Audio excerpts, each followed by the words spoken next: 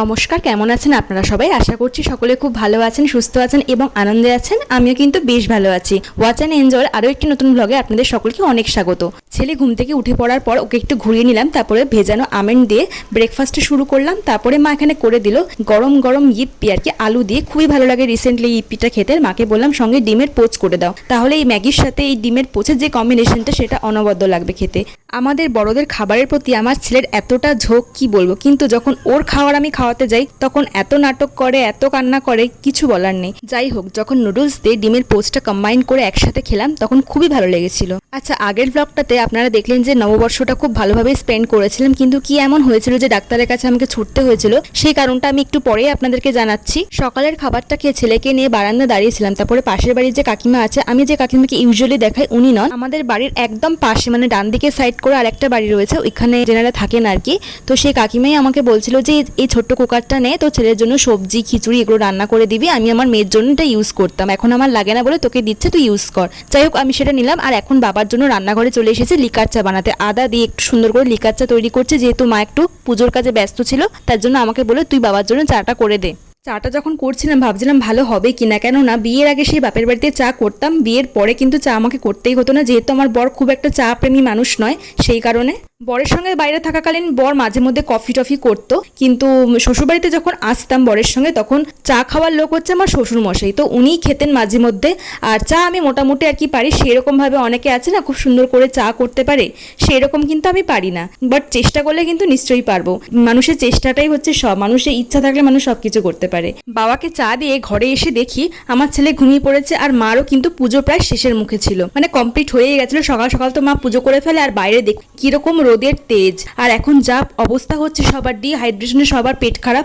এই কদিন আগে আমার গেল, তারপরে বাবা মা ভাইয়ের সবার হয়েছিল। যাই হোক, এখন একটু টুকটাক বাসন ছিল, ছেলের বোতল ছিল দুধের, চায়ের কিছু টুকটাক বাসন পড়ে সকালবেলা, তো সেগুলো এখন মেজে পরিষ্কার করে নেব। আচ্ছা, তাহলে এবার ডাক্তারখানায় যাওয়ার কারণটা একটু একটু করে আপনাদের সঙ্গে শেয়ার করি। কিছুদিন আগে ছেলের অন্নপ্রাশন উপলক্ষে শ্বশুরবাড়িতে গিয়েছিলাম, তারপর সেখান থেকে কলকাতা রিটার্ন করার পরে আমার একটু শারীরিক সমস্যা শুরু হয়েছিল, যেমন শারীরিক দুর্বলতা, বমি পাওয়া, মাথা যন্ত্রণা, এইগুলো। যখন ছেলে আমার প্রথম পেটে আসে তখন কিন্তু এই সিমটমসগুলোই ছিল। তো সেই আশঙ্কার কথা ভেবেই আমি দোকান থেকে প্রেগনেন্সি কিট আনি, প্রেগা নিউজ। সেই কিটে যখন আমি ইউরিন দিয়ে টেস্ট করি তখন একটা লাইনের পাশে আর একটা গোলাপি রঙের লাইন এসেছিল।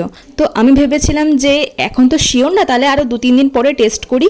আমার মনে হলো আরো 3 থেকে 4 দিন পর আমার টেস্ট করা দরকার, তাই আমি 3 থেকে 4 দিন পর আবারও যখন টেস্ট করি তখন কিন্তু একটাই লাইন এসেছিল, কোনো পাশে কোনো গোলাপি ফেইন্ট লাইন কিছুই আসেনি। তো এর জন্য আমি অনেক কনফিউজ ছিলাম, আর ডাক্তারের কাছে সেজন্যই গেছিলাম। ডাক্তার আমাকে মেডিসিন দিয়েছে, বলেছে যদি প্রেগনেন্ট থাকো, মনে হচ্ছে প্রেগনেন্ট হয়তো সম্ভাবনা আছে, তাই ওষুধ দিয়েছিল, বলেছে যদি প্রেগনেন্ট থাকো তাহলে ওষুধ কি ক্লিয়ার হয়ে যাবে পিরিয়ড হয়ে। ডাক্তারবাবু আমাকে 5 দিনের 2 বেলা করে ওষুধ দেন খাওয়ার জন্য, বলেছিল যদি ওষুধ খেয়ে পিরিয়ড না হয় তাহলে অবশ্যই ইউএসজি করে নিতে হবে একটা। ওষুধগুলো এখনো আমি খাচ্ছি। তো তারপরে ওষুধ খাওয়ার পর কি হলো না হলো বা ইউএসজি করতে হবে কিনা সেই সমস্ত কিছু আমি আপনাদের সঙ্গে শেয়ার করব। আচ্ছা, কথার মাঝে অনেক কিছুই কিন্তু বলিনি, মাঝখানে কি কি করেছি সেটাই এখন বলে দিই। ছেলের জন্য মিছরির জল ভেজালাম, তারপরে একটুখানি মানে পাউরুটি আর চা খেয়ে ওষুধটা খেয়ে, আর এখন চলে এসেছি বিছানা গোছাতে। আমি অ্যাকচুয়ালি ব্লগটা শুরু করেছিলাম শুক্রবারের সকাল থেকে, যেদিনকে ম্যাগি খেলাম, কিন্তু শুক্রবার ব্লগটা সেরকমভাবে কন্টিনিউ করা হয়নি বলে শনিবার সকাল থেকে আবার ব্লগটা শুরু করছি। আপনারা ভাববেন হয়তো যে ম্যাগি খাওয়ার পরে আবার চা পাউরুটি খেলো, তাই সেই কনফিউশনটা ক্লিয়ার করার জন্য বলে দিলাম। বিছানাটা একদম গুছিয়ে ঝেড়ে ক্লিন করে নিয়েছে। এখন বাজে সকাল 10:15 মতো। মা এখানে আরো টুকটাক কাজ করছিল, এই যে ফ্রিজের উপর টোপরগুলো মোছা, যেহেতু গরমকালে একটু ধুলো বেশি হয় সেই কারণে। মা আগের দিনকে ঘুগনি রান্না করেছিল, ভেবেছিলাম পরের দিন সকালে ঘুগনি দিয়ে মুড়ি খাবো, কিন্তু সেটা আর হয়নি। ঘুগনিটা একদম নষ্ট হয়ে গেছিল, কিভাবে হলো তার উত্তর জানা নেই। আর শনিবার দিন মানে আমাদের বাড়িতে নিরামিষ হবে, তাই মা এখানে ভেন্ডি কেটে নিয়েছিল, চাল কুমড়ো তরকারি করবে, আর কুমড়ো আলু সয়াবিন দিয়ে একটা তরকারি করবে, আর হবে ভাত আর সঙ্গে চাটনি। ছেলের জন্য সবজি খিচুড়ি তো তৈরি হয়ে গেছে, দেখুন নিয়ে বসে পড়েছি। ছেলেকে স্নান করিয়ে তৈরি করে দিয়েছি, এখন ওকে খাইয়ে দেবো খিচুড়িটা। ওর না একদম ভালো লাগছিল না খেতে, অনেক কষ্টে শিষ্টে খাইয়েছি। আসলে ও তো এখন নতুন নতুন খেতে শিখেছে, তার জন্য তো এরকম করবে, আর সব বাচ্চারাই ইউজুয়ালি এরকম করেই থাকে। আর দুপুরবেলায় একজন ভদ্রলোক চলে এসেছিলেন ধূপকাঠি বিক্রি করতে, একটু ইমোশনাল আর কি ড্রামা করে ধূপকাঠি একটু বেশি দামে বিক্রি করে উনি মুনাফা করে নিয়ে বেরিয়ে গেলেন। যাই হোক, এখানে রান্না বান্না হয়ে গেছে, চাটনি, সয়াবিনের তরকারি, চাল কুমড়োর তরকারি আর ভেন্ডি ভাজা দিয়ে গরম গরম ভাত দিয়ে খেতে বসে গেছি। ভাই আর আমার ভাত এখানে বাড়া রয়েছে।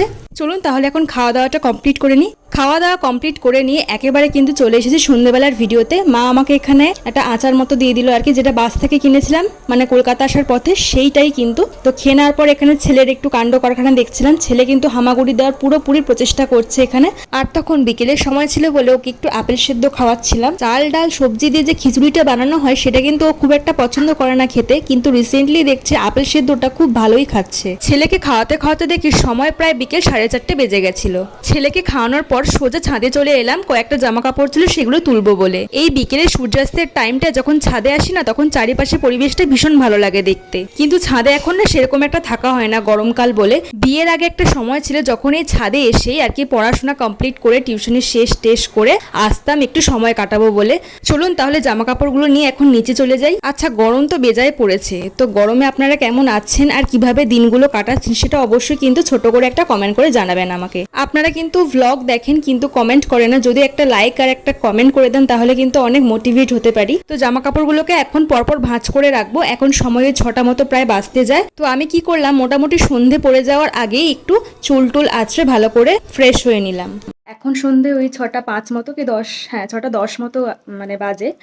এত গরম এই সময়টা, মানে স্পেশালি এই বিকেলের সময়টাতে। সকাল থেকে সেরকম একটা কিছু অনুভূত হয় না, কিন্তু এই বিকেলবেলায় এত মানে গরম লাগে কি বলবো। আর সবসময় তো এসি চালিয়ে রাখাও সম্ভব নয়, যেহেতু লাইট বিল এত আসে।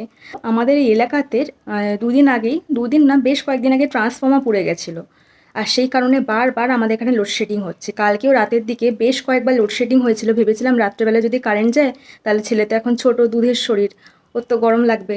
আমরা বড়রা সহ্য করে নিই, কিন্তু ও তো ছোট, ওর তো কষ্ট হবে তাই না।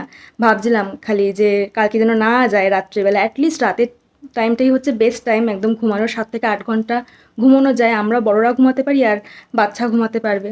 ওটা ভেবেই কালকে মানে ভগবানকে ডাকছিলাম যেন কালকে রাতে না যায় কারেন্টটা।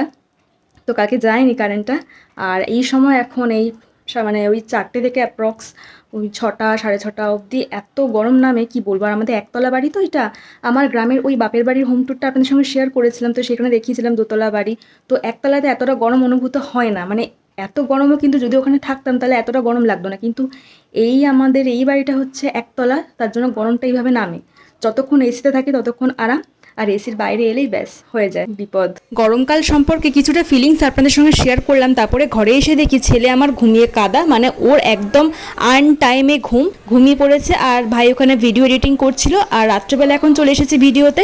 মা দেখছি এখানে গরম গরম রুটি করছিল। আমি বললাম যে আমি রুটি খাবো না, কেননা গরমকালে রুটি খেতে একদমই ইচ্ছা করে না, স্পেশালি আমার। আর আমি একটু ভাতপ্রেমী মানুষ।